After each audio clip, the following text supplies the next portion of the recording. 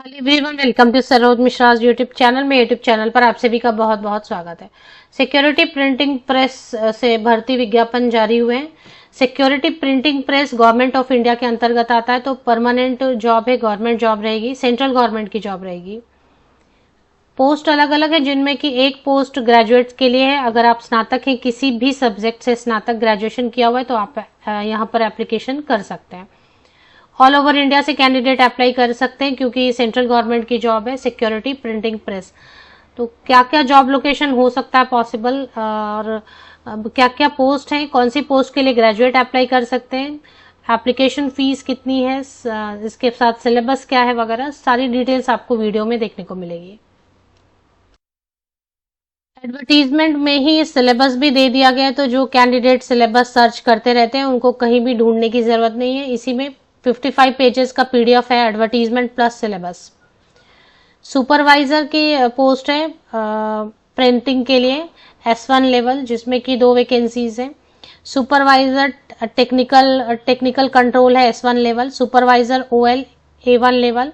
Junior office assistant की post है, 12 vacancies हैं। Junior office assistant B3 level. और technician, junior technician printing and control के लिए 68 वैकेंसीज हैं। तो सबसे ज्यादा जो है ना जूनियर ऑफिस असिस्टेंट के लिए है, और इसमें कोई भी ग्रेजुएट अप्लाई कर सकते हैं, स्नातक किसी भी विषय से। देख लेते हैं आगे। बाकी फिर fitter, welder, electronics and instrumentation, fireman, ये सब के लिए तो वो स्पेसिफिक हो गया। फिटर जिनके पास है, वेल्डर से रिलेटेड है कोई भी। ये नोटिफिकेशन जो रिलीज हुई है एडवर्टीजमेंट, उसका फ्रंट टॉप अपर पोर्शन इस तरीके से दिखाई देगा। Advertisement number 1/2024, security printing press, a unit of security printing and minting corporation of India limited, wholly owned by government of India. पूरी तरीके से भारत सरकार के अधीन या नियंत्रण में है, या जो उसकी ओनरशिप है गवर्नमेंट ऑफ इंडिया को है, सेंट्रल गवर्नमेंट को है। 15 मार्च की डेट इसमें है। और तो इसके जो अलग अलग जॉब लोकेशन कहाँ कहाँ हो सकते हैं, ये ट्रांसफरेबल जॉब रहेगा। इन्होंने लिख दिया है कि एक ही जगह पे नहीं होगा, ट्रांसफर हो सकता है। The operational units of the company are strategically located across the country. पूरी देश में फैला हुआ है उनके सेंटर्स। और 4 मिंट्स जो है मुंबई में है, कोलकाता, हैदराबाद, नोएडा और नासिक, देवास, हैदराबाद, इन जगहों पर है। और एक नर्मदापुरम। तो मुंबई में है, कोलकाता में है, हैदराबाद, मतलब मेन सिटीज में है। इसके बाद नासिक में है, देवास में है, हैदराबाद में भी है, नोएडा में भी है। तो ये सारे जो है ना जगह है। दिल्ली में भी है, तो दिल्ली में भी है ही, फिर मुंबई में भी है, तो कोलकाता, हैदराबाद, नोएडा, देवास, नासिक, तो ये सारे लोकेशन है जहाँ पे इसके यूनिट्स हैं। और भी कुछ यूनिट्स हो सकते हैं। तो all over India transferable job रहेगी। अभी इसकी जो क्वालिफिकेशन, एज क्राइटेरिया चेक कर लेंगे। कुछ पोस्ट में PWD कैंडिडेट भी अप्लाई कर सकते हैं और कुछ में नहीं कर सकते। वो एडवर्टीजमेंट में लिखा हुआ है कि कौन कौन सा पोस्ट PWD कैंडिडेट्स के लिए सुटेबल है। इसमें जो है ना सुपरवाइजर वाली जो पोस्ट है S1 लेवल, इसमें first class full time diploma in printing technology मांग रहे हैं, या फिर BSc BTech engineering in printing technology. 18 to 30 years तक के कैंडिडेट अप्लाई कर सकते हैं।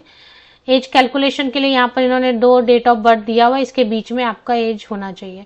सुपरवाइजर टेक्निकल कंट्रोल के लिए फर्स्ट क्लास मीन 60% या about, diploma in printing, mechanical, electrical, means diploma engineers जो है ना, अगर कंप्यूटर साइंस से डिप्लोमा इंजीनियर है, IT में है, इलेक्ट्रॉनिक्स में या इलेक्ट्रिकल में या मैकेनिकल में या प्रिंटिंग में, फर्स्ट क्लास आपने डिप्लोमा इंजीनियरिंग की हुई है, तो भी आप अप्लाई कर सकते हैं।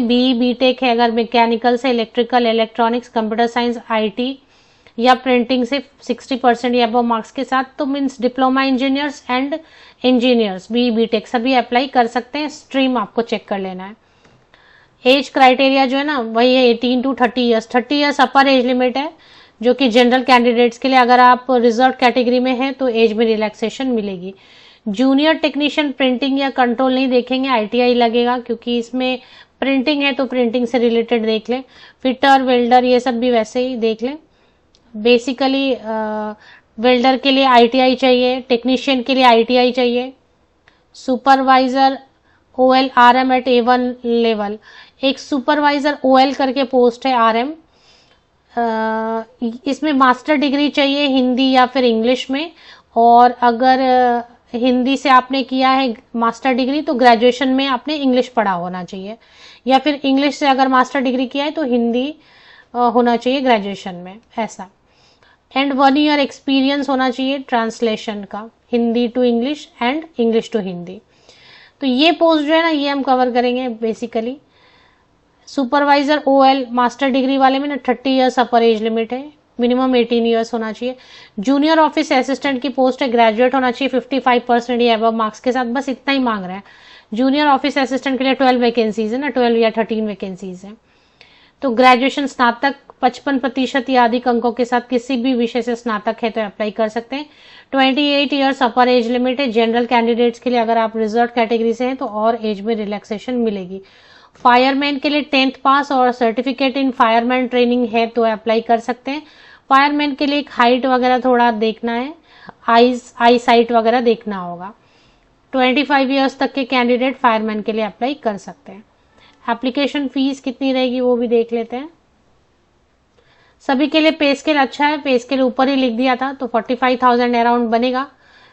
अलग अलग पोस्ट है तो अलग अलग बनेगा, वो तो ऊपर जो लिखा रहता है ना वो बेसिक पे अलाउंसेस वगैरह भत्ते वगैरह ऐड होंगे, 45,000 सैलरी बनेगी। एलिजिबिलिटी कंडीशन में वही लिखा है, सिटीजन ऑफ इंडिया, ये सब तो नॉर्मल लिखा ही रहता है।